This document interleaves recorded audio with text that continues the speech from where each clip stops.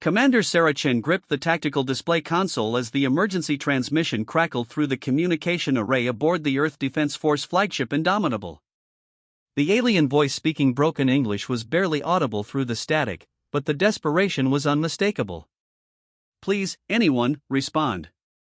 This is Zephyrian Colony ship Peaceful Dawn, under attack by Skarn Raiders.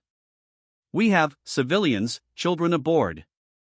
Requesting immediate assistance, coordinates transmitting now." Sarah's dark eyes hardened as she processed the information. 3 months ago, humanity had made first contact with the Zephyrians, a peaceful, bird-like species whose homeworld had been destroyed by an expanding star. The galactic community had initially been skeptical when Earth offered to help escort Zephyrian refugee ships to their new colony world. Most spacefaring civilizations considered humans to be Deathworlders, beings from a planet so hostile that it had forged them into something the galaxy feared.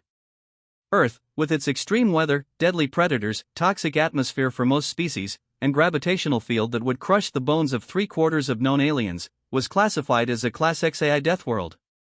Humans were viewed as violent, unpredictable, and dangerous. The fact that they had somehow achieved spaceflight despite their planet trying to kill them at every turn only reinforced the galaxy's wariness. But the Zephyrians had been different. When Ambassador Retaliation had visited Earth's lunar station, she hadn't flinched at human appearance or recoiled from their presence like so many others. Instead, she had looked at the assembled human delegation with her large, golden eyes and said, "Your people understand survival. Perhaps you understand protection as well." Now, those same gentle beings who had trusted humanity were under attack. "Communications, patch me through to Admiral Morrison," Sarah ordered, her voice cutting through the bridge's controlled chaos. "Navigation, plot a course to those coordinates." "Engineering, I want maximum burn on the engines." "Ma'am," Lieutenant Rodriguez called out from the communications station, "Admiral Morrison is responding." The gruff face of Admiral Jack Morrison appeared on the main screen, his weathered features set in a grim expression. At 62, Morrison had commanded the EDF's Third Fleet through humanity's first interstellar conflicts, earning a reputation that preceded him across half the galaxy. "Sarah, I'm seeing the same distress call. What's our response time to those coordinates?" 18 hours at maximum burn, sir." "But Admiral, we're talking about Skarn Raiders. Intelligence reports suggest they're operating in packs of 12 to 15 ships. We only have 4 vessels in this sector." Morrison's steel-gray eyes didn't waver. "The Zephyrians trusted us to protect them, Commander. We gave our word. In my book, that means something." "Understood, sir." "What are your orders?" "Take the Indomitable, Defiant, Resolute, and Harbinger. Show these Skarn bastards why the galaxy calls us Deathworlders." "And Sarah?" Morrison's expression softened slightly. "Bring our bird friends home safe." As the transmission ended, Sarah turned to address her bridge crew. These men and women had served with her through the Centauri conflict and the vegan border wars. They were veterans, hardened by combat and united by an unbreakable code: protect those who couldn't protect themselves. "All hands, this is the commander," she announced over the ship's intercom. "We have civilians under attack by Skarn Raiders. I know what you're thinking, the odds don't look good. 4 ships against potentially 15. But I've got news for those scaly sons of bitches." Her voice took on a dangerous edge. "They just picked a fight with Earth's finest. They want to see why our planet is classified as a death world? We're about to give them a demonstration they'll never forget." The bridge erupted in determined voices as the crew executed their orders with practiced efficiency. Sarah watched the star field shift on the main screen as the Indomitable changed course, followed closely by her 3 sister ships. 18 hours later, the task force dropped out of hyperspace at the edge of the Kepler 442 system. What they found made Sarah's blood run cold. "Jesus Christ," whispered Lieutenant Commander Torres from the tactical station. "Commander, I'm reading debris fields. Multiple ships destroyed. Life signs are minimal." The main screen showed a scene of devastation. Chunks of metal and organic material drifted in the void, the remains of what had once been a Zephyrian colony convoy. Emergency beacons blinked forlornly among the wreckage, and Sarah could see the distinctive blue-green hulls of Zephyrian ships torn apart by weapons fire. Scanning for survivors, called out Ensign Park from the sensor station. "Commander, I'm detecting 3 Zephyrian ships still intact, but they're badly damaged. They're clustered around what looks like a makeshift defensive position near the asteroid field." "And the Skarn?" 11 ships, Commander. They're maintaining distance but keeping the Zephyrians trapped. From their formation, it looks like they're preparing for a final assault." Sarah's jaw tightened. The Skarn were known throughout the galaxy as ruthless pirates and slavers. They preferred to capture their prey alive when possible. Slaves brought better prices than corpses. But they had no qualms about killing anyone who resisted too fiercely. "Communications, see if you can raise the Zephyrian ships." After a moment of static, a familiar voice came through the speakers. It was Ambassador H, but her normally melodious tone was strained with exhaustion and fear. "This is Ambassador H aboard the Peaceful Dawn. We have taken heavy casualties. Our defensive capabilities are nearly exhausted. The Skarn have been playing with us, taking ships one by one. We estimate perhaps 600 survivors remaining from the original convoy of 3,000. Sarah closed her eyes briefly, feeling the weight of those lost lives. When she opened them again, they burned with cold fury. "Ambassador, this is Commander Chen aboard the EDF ship Indomitable. We're here to get you out. Can your ships still maneuver?" "Commander Chen." The relief in H's voice was palpable. "Yes, our engines are functional, but our weapons are destroyed. We cannot fight." "You don't need to fight, Ambassador. That's what we're here for. Transfer all non-essential personnel to your most heavily armored ship and prepare for emergency jump. We're going to clear you a path." "Commander," Torres reported, "the Skarn fleet is moving. They've detected us and are adjusting their formation. Looks like they're not intimidated by our numbers." Sarah smiled grimly. "Well, let's see if we can change their minds. All ships, battle stations. This is going to get ugly." The 4 Earth ships spread into attack formation as they approached the asteroid field. The Indomitable and Defiant took point, their heavy weapons charging, while the Resolute and Harbinger flanked wide to prevent any Skarn ships from escaping. "Commander," Park announced, "incoming transmission from the Skarn fleet. It's on open channels. Put it through." The main screen flickered, revealing the grotesque visage of a Skarn commander.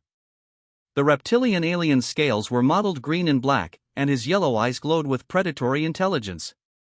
When he spoke, his voice was a harsh rasp filled with amusement. "Human Deathworlders. Your reputation precedes you. I am SCI-FI, pack leader of the Crimson Claw clan. You are outnumbered and outgunned. Leave now, and we will allow you to depart with your lives. Interfere with our hunt, and we will add your bones to our trophy collections." Sarah leaned back in her command chair, projecting an air of casual confidence that she didn't entirely feel. "Pack Leader SCI-FI, this is Commander Sarah Chen of the Earth Defense Force. You're attacking beings under our protection. You have exactly 60 seconds to withdraw from this system before we turn your ships into scrap metal." SCI-FI's laugh was a sound like grinding glass. "For ships against 11? You humans truly are as insane as the stories suggest. Very well, Deathworlder. Let us see if your bite matches your bark." The transmission cut off, and immediately the Skarn ships began to move. Their formation was impressive, a classic pincer movement designed to surround and overwhelm the human fleet. "All ships, weapons free," Sarah commanded. "Remember, we're not just fighting for ourselves. Those Zephyrian civilians are counting on us. Let's show these bastards what happens when you threaten innocence." The space battle that followed would be remembered in military academies for decades to come. The Skarn opened fire first, their crimson energy beams lancing through space toward the human ships. But Sarah had anticipated this, and the EDF vessels were already in evasive maneuvers. The Indomitable rolled to starboard as weapons fire sizzled past her hull, close enough to trigger the electromagnetic shielding. "Return fire." Sarah ordered. The human ship's response was immediate and devastating. Earth's weapons technology had been forged in the fires of necessity. When your planet was trying to kill you, you learned to build things that hit hard and hit accurately. The Indomitable's main railguns spoke with thunder, sending tungsten core projectiles streaking toward the nearest Skarn vessel at a significant fraction of light speed. The first Skarn ship to take a direct hit simply disintegrated. The kinetic energy of the railgun projectile was so immense that the alien vessel's shields collapsed instantly, and the hull vaporized in a brilliant flash of superheated metal.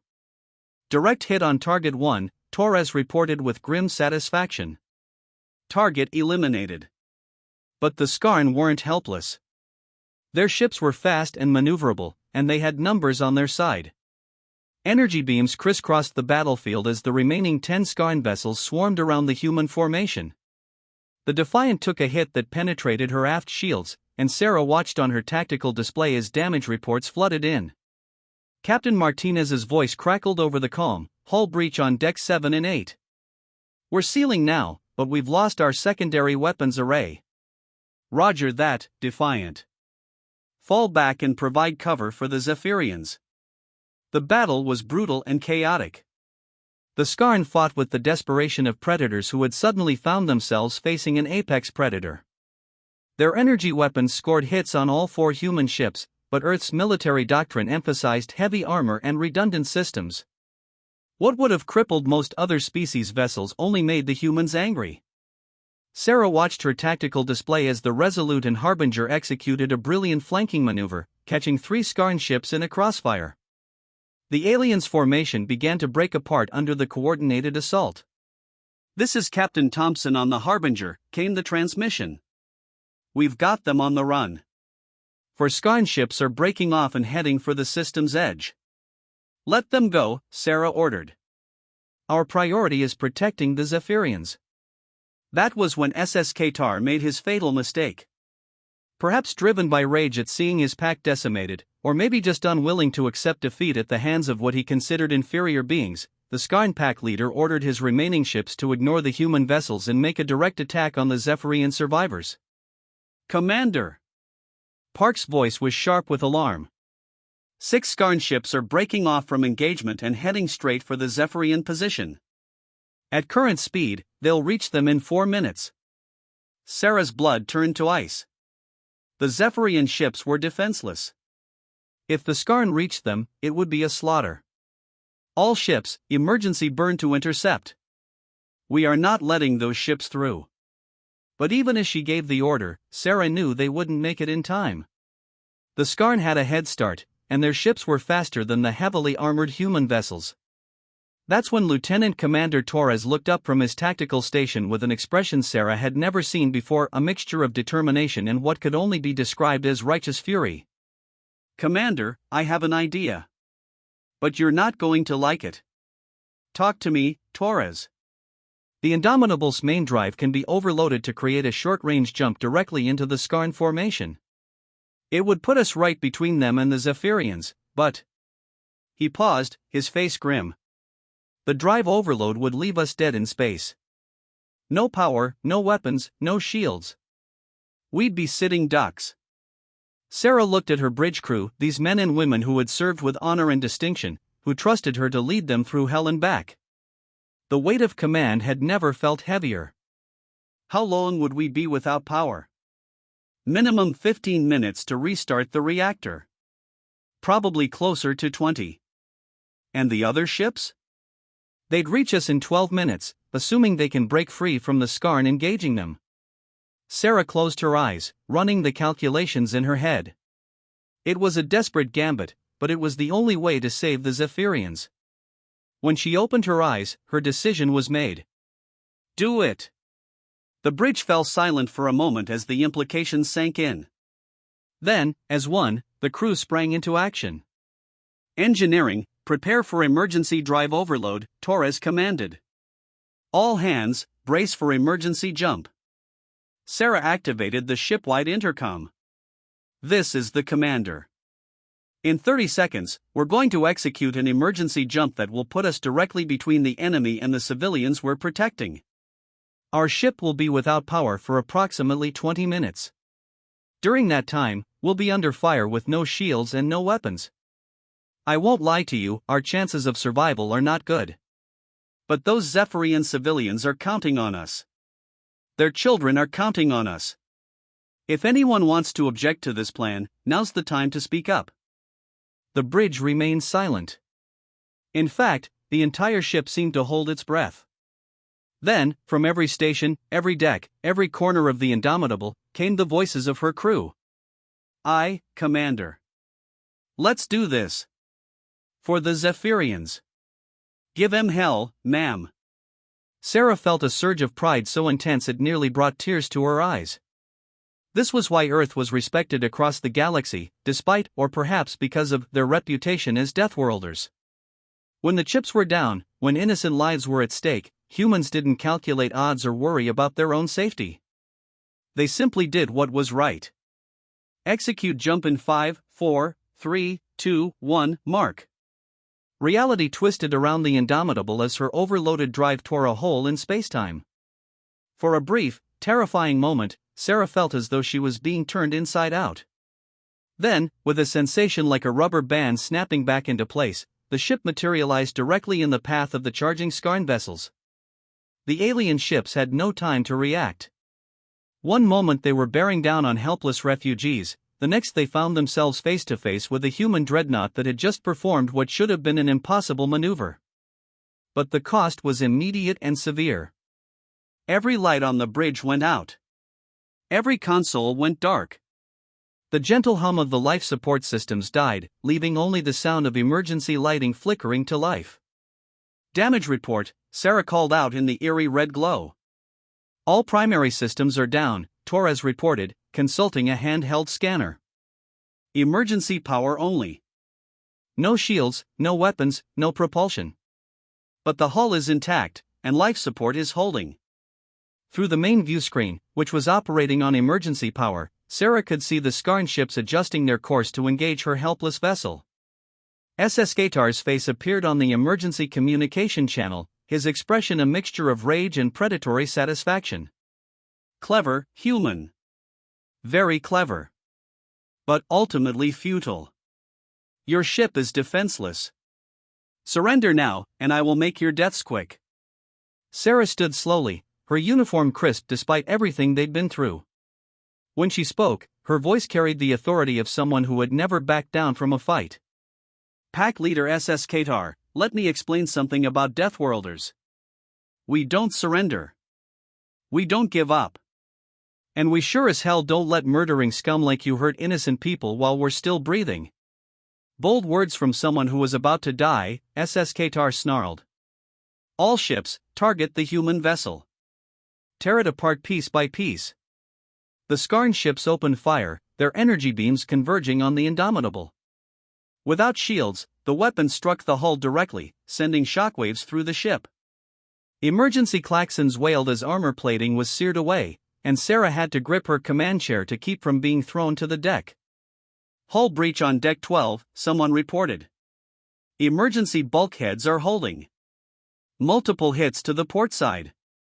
We're losing atmosphere in sections 4 through 7. Sarah gritted her teeth as another barrage hammered the ship. They were taking a beating, but they were buying time. Every second the Skarn spent shooting at them was another second the Zephyrians had to prepare for evacuation. That's when the cavalry arrived. Commander! Park shouted over the noise of another impact. I'm reading friendly contacts. The Defiant, Resolute, and Harbinger are coming in fast. ETA 3 minutes. But 3 minutes might as well have been 3 hours. The Indomitable shuddered under another concentrated assault, and Sarah could hear the groaning of stressed metal as the ship's framework was pushed to its limits. Engineering to bridge, came a voice over the emergency communication system. Commander, we've got the reactor online, but we need another 10 minutes to bring primary systems back up. 10 minutes. Sarah looked at the tactical display and saw 2 more Skarn ships moving to flank them. At this rate, they wouldn't last 5 minutes, let alone 10. That's when Lieutenant Rodriguez proved why humans were considered the galaxy's most dangerous species. Commander, he said quietly, I've been monitoring Skarn communications. They're coordinating their attack through a central command frequency. If I could get to the communications array. Rodriguez, that array is on the outer hull. Without shields, you'd be exposed to weapons fire and vacuum. The young lieutenant's face was pale but determined. Ma'am, I spent 3 years working EVA construction on the Luna shipyards. I can make it to the array and patch into their communications. If I can create enough interference, it might disrupt their coordination long enough for our people to get here. Sarah stared at him, seeing the same expression she'd seen on countless human faces throughout history, the look of someone willing to risk everything for others. Rodriguez, that's practically a suicide mission. With respect, Commander, sitting here taking fire is a suicide mission. At least this way, we're fighting back. Another barrage struck the ship, and Sarah felt the deck plates buckle beneath her feet. Sparks flew from damaged consoles, and the smell of burning electronics filled the air. Do it, she said. Torres, give him whatever support you can. As Rodriguez rushed from the bridge, Sarah activated the ship-wide intercom again. All hands, prepare for extended combat. We're going to hold this position until our people arrive. Remember, we're not just fighting for ourselves. We're fighting for every innocent being who's ever been terrorized by predators like these. We're fighting to prove that strength isn't just about having the biggest guns or the most ships. Sometimes, strength is about standing up when standing up is the hardest thing in the universe to do. Rodriguez's voice came over the comm as he made his way through the ship's damaged corridors. Reaching the EVA bay now, Commander. Wish me luck. Godspeed, Lieutenant.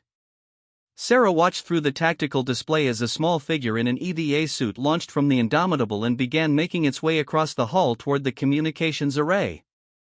The Skarn, focused on their assault, didn't notice the tiny human moving across the ship's surface like a spider. But SS Qatar was cunning.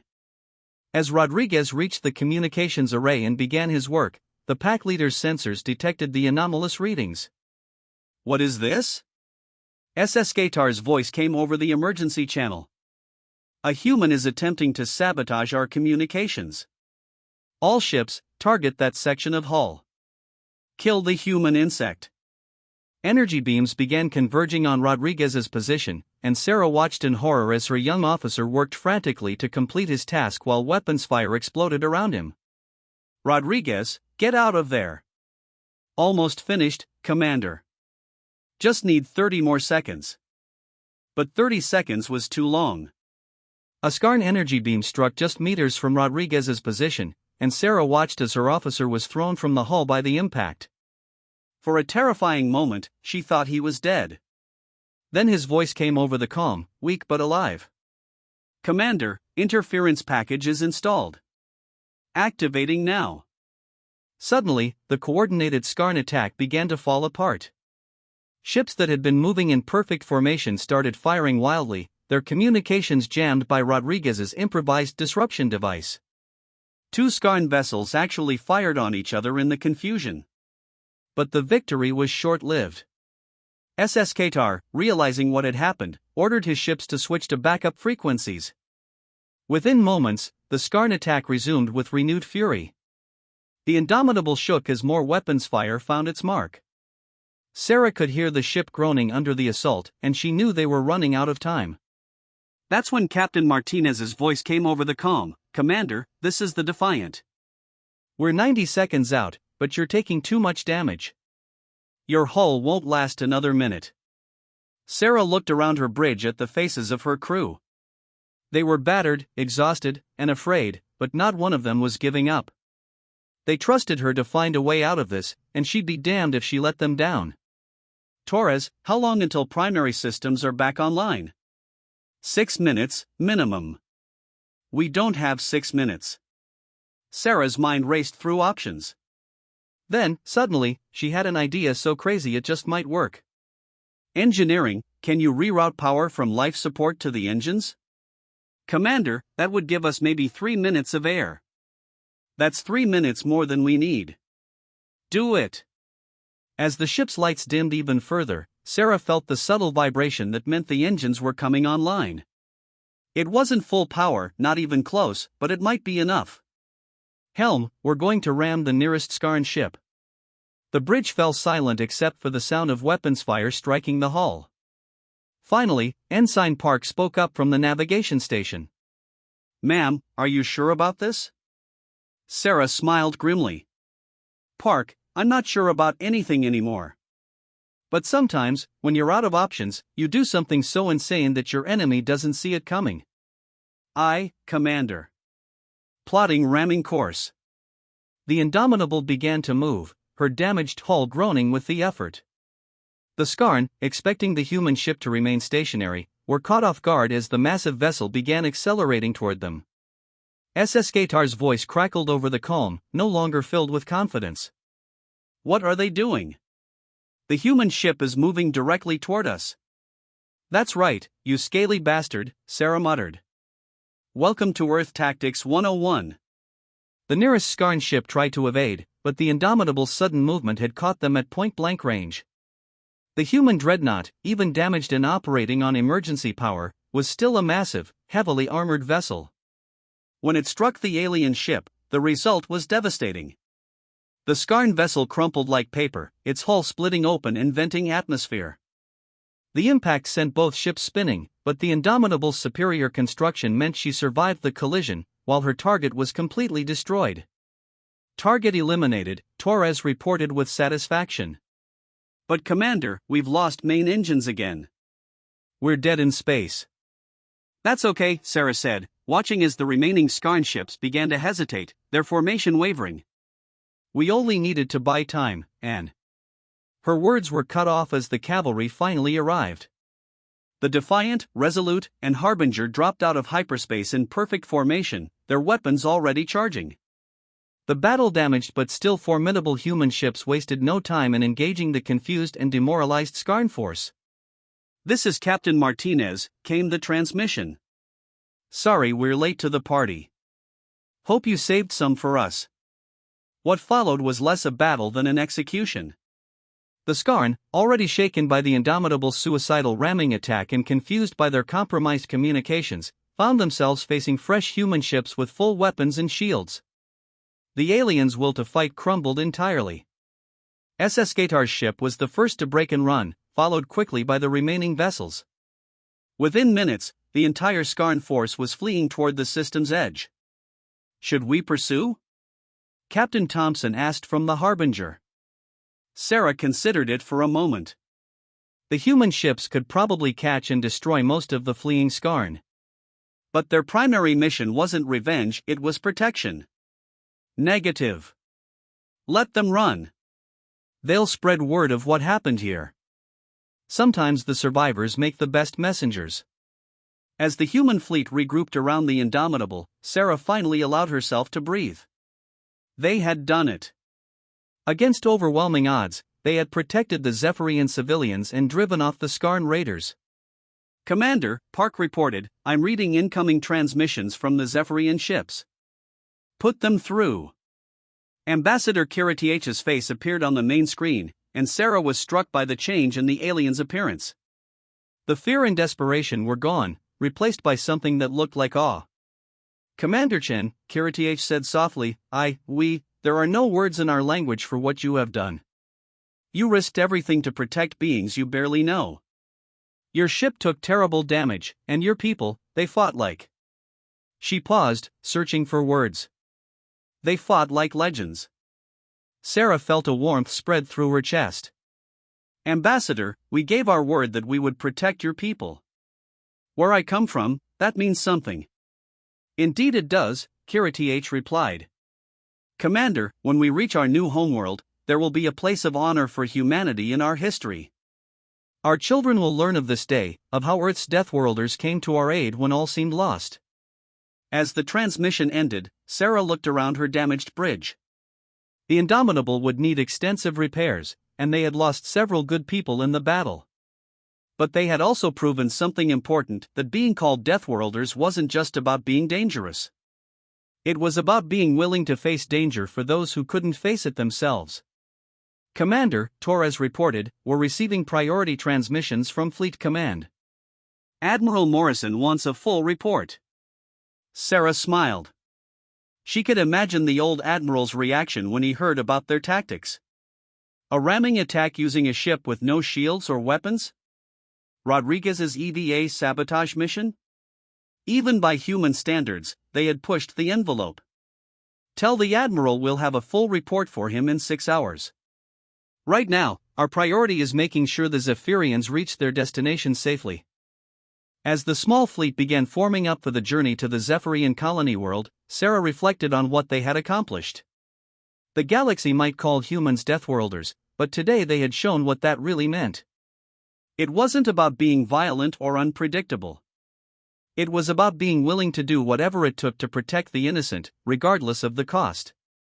3 days later, the battered human fleet limped into orbit around Kepler 442b, the Zephyrians' new homeworld. Sarah stood on the bridge of the Indomitable, watching as the refugee ships began their descent to the planet's surface. It was a beautiful world, green and blue like Earth, with white clouds swirling around continents that would soon be home to a grateful people. "Commander," Park announced, "incoming transmission from the surface." "It's Ambassador Kiriti H." The Zephyrian appeared on the main screen, but this time she wasn't alone. Behind her stood dozens of other Zephyrians, adults and children, all looking up at the camera with expressions of gratitude. "Commander Chen," Kiriti H began, "our people are safely on the surface of our new world. Our children are playing in fields of grass for the first time in months. Our elders are breathing air that doesn't taste of fear. This is because of you and your crew." One of the Zephyrian children stepped forward, a small being with downy feathers and bright, curious eyes. When she spoke, her voice was like wind chimes. "Thank you, human Deathworlders. You are our heroes." Sarah felt her throat tighten with emotion. "You're welcome, little one. And remember, if anyone ever threatens your people again, you know who to call." As the transmission ended, Sarah turned to address her crew one final time. "Ladies and gentlemen, we've just completed one of the most important missions in human history. We didn't just save lives today, we showed the galaxy what humanity stands for. We're not just Deathworlders because our planet is dangerous. We're Deathworlders because we're willing to walk through hell to protect those who can't protect themselves." Lieutenant Rodriguez, his arm in a sling from his EVA adventure, spoke up from his station. "Commander, request permission to speak freely." "Granted." The young officer grinned. "Ma'am, I think I speak for everyone when I say, let's go find some more people who need protecting." The bridge erupted in cheers and applause. Sarah smiled, looking out at the starfield beyond Kepler 442b. Somewhere out there, other innocents might be in danger. Other predators might be threatening those who couldn't fight back. But they would find that the galaxy's Deathworlders were watching. And when the call came for help, Earth would answer with everything they had. Because that's what Deathworlders do. 6 months later, the story of the Battle of Kepler 442 had spread throughout the galaxy. The Skarn, once feared as unstoppable raiders, found their reputation in tatters. No longer did they seem like invincible predators, instead, they were the pirates who had been humiliated by a single human ship. But more importantly, other species began to see humanity in a new light. Yes, they were still Deathworlders, beings from a planet so hostile it defied imagination. But they were also protectors, warriors who would sacrifice everything to defend the innocent. Trade agreements began flowing in from grateful species. Defense pacts were signed with worlds that wanted humanity's protection. The Galactic Council, which had once viewed Earth with suspicion, now sought human input on security matters. And in a small settlement on Kepler 442b, Zephyrian children played games where they pretended to be brave human Deathworlders, rescuing civilians from imaginary pirates. Their favorite game was called the Indomitable, and it always ended the same way, with the good guys winning, no matter what the odds. Ambassador Kiriti H watched the children play from her office window and smiled. She had received word that morning that the Galactic Council had officially recognized Earth as a protective power, a designation that gave humanity the authority to intervene on behalf of threatened civilian populations anywhere in the galaxy. The Deathworlders had become the galaxy's guardians. And across the stars, predators and pirates learned to fear a simple phrase that had begun appearing on emergency frequencies throughout known space. "This is the Earth Defense Force." Surrender now, or face the consequences. Because when innocent lives were at stake, humanity didn't count the odds. They didn't calculate the risks. They simply did what was right, regardless of the cost. That was what made them Deathworlders. And that was exactly what the galaxy needed. Sarah Chen, now promoted to Admiral in recognition of her actions at Kepler 442, stood in her new office aboard the EDF flagship Protector. Through the massive viewport, she could see a fleet of human ships, dozens of vessels crewed by volunteers from across Earth who had answered the call to protect the innocent. Her aide, Lieutenant Commander Rodriguez, now sporting a distinguished scar from his EVA mission, entered with the day's reports. Admiral, we have 3 new requests for protection. The Altarian Republic is dealing with Skarn raiders, the vegan colonies are being threatened by slavers, and there's a new pirate faction calling themselves the Iron Fawn that's terrorizing shipping lanes in the Centauri sector. Sarah smiled, the same cold smile that had struck fear into SS Gatar's heart 6 months ago. Well then, Commander. It looks like we have work to do. Alert the fleet, the Deathworlders are going hunting. In the depths of space, predators shivered and changed course when they detected human ships on their sensors. The galaxy's apex predators had found their match, and it came from a small blue world that refused to let innocent people suffer while they had the power to stop it. The age of the Deathworld protectors had begun. And for those who preyed on the weak and defenseless, there was nowhere left to hide.